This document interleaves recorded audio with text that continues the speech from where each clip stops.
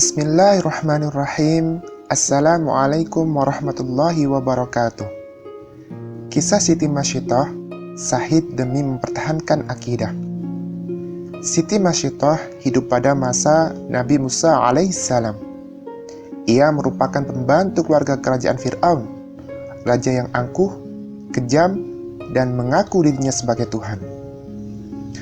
Disebutkan dalam tafsir Ibnu Katsir, Ibnu Abbas mengatakan bahwa Rasulullah Shallallahu Alaihi Wasallam pernah bersabda, ketika Nabi Muhammad Shallallahu Alaihi Wasallam menjalani Isra Mi'raj melewati suatu tempat yang baunya sangat harum, maka Rasulullah Shallallahu Alaihi Wasallam bertanya kepada malaikat Jibril, "Bau harum apakah ini, wahai Jibril?" Jibril pun menjawab, "Itu adalah wangi dari kuburan seorang perempuan solehah bernama Siti Masyittah dan anak-anaknya." Jibril pun melanjutkan kisahnya. Pada suatu hari, ketika Siti Masyittah tengah menyisir rambut putri Fir'aun, tiba-tiba sisirnya terjatuh. Dan ketika hendak mengambil kembali sisirnya, bibir Masyittah refleks mengucap Bismillah, yang artinya dengan menyebut nama Allah Subhanahu wa Ta'ala. Mendengar kalimat tersebut, putri Fir'aun terkejut. Ia lantas bertanya kepada Masyittah, "Wahai Masyittah, apakah yang kamu maksud itu adalah ayahandaku?" Masyittah menjawab bahwa maksud kalimat itu ditunjukkan untuk Allah Subhanahu wa Ta'ala, Tuhan pemilik semesta alam yang sesungguhnya, yaitu Rabbku, Rabbmu, dan Rabb ayahmu, karena sesungguhnya tiada Tuhan selain Allah Subhanahu wa Ta'ala. Mendengar jawaban yang jujur dari Masyittah membuat putri Fir'aun tersinggung. Ia mengerti bahwa yang dimaksud Masyittah ada Tuhan selain ayahnya. Ia mengancam akan melaporkan keyakinan Masyittah kepada ayahandanya. Namun, Masyittah tak gentar, ia tetap teguh pendirian. Karena memang tak ada Tuhan lain selain Allah Subhanahu wa Ta'ala, Tuhan pemilik semesta alam. Mendengar laporan putrinya, Fir'aun murka. Ia tak menyangka pengasuh anaknya adalah orang yang menentang ketuhanannya. Fir'aun memanggil Masyittah dan bertanya langsung kepadanya, "Apa benar berita yang disampaikan oleh putriku? Siapakah Tuhan yang engkau sembah selama ini?" Dengan tenang, Masyittah menjawab, "Benar, tiada Tuhan selain Allah Subhanahu wa Ta'ala, Rabb penguasa dan pemilik alam semesta."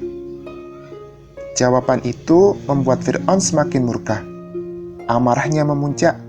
Seketika ia memerintahkan para pengawal menyiapkan air yang mendidih dalam kuali besar.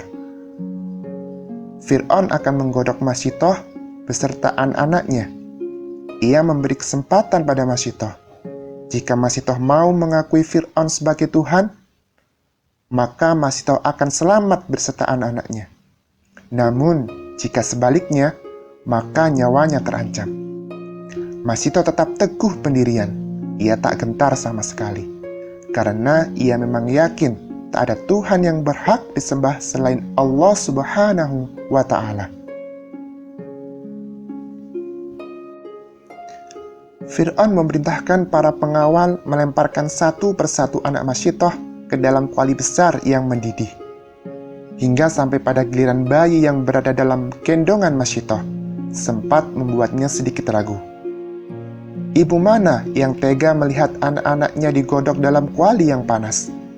Namun, berkat kuasa Allah Subhanahu wa Ta'ala, bayi yang ada dalam gendongannya tiba-tiba bisa berbicara. "Jangan takut, wahai ibu. Sesungguhnya kita berada dalam pihak yang benar. Wahai ibu, masuklah, karena sesungguhnya siksa dunia lebih ringan daripada siksa akhirat." Hadis riwayat Ahmad. Melihat keajaiban bayinya yang bisa berbicara, membuat keraguan Masyittah lenyap. Dengan yakin dan ikhlas kepada Allah Subhanahu wa Ta'ala, Masyittah mengucap, "Bismillahi tawakkaltu 'alallah, Allahu Akbar." Masyittah beserta anak-anaknya terjun ke dalam kuali yang mendidih. Ajaib, bau harum semerbak menyeruak dari kuali yang menggerus raga orang-orang yang beristiqomah mempertahankan akidah. Tulang belulang Masitoh bersama anak-anaknya dikubur di suatu tempat hingga mengeluarkan wangi yang sangat harum. Aroma itu tercium oleh Rasulullah Shallallahu Alaihi Wasallam ketika perjalanan Isra Mi'raj. Itulah kuburan Masitoh bersama anak-anaknya, kata malaikat Jibril alaihissalam.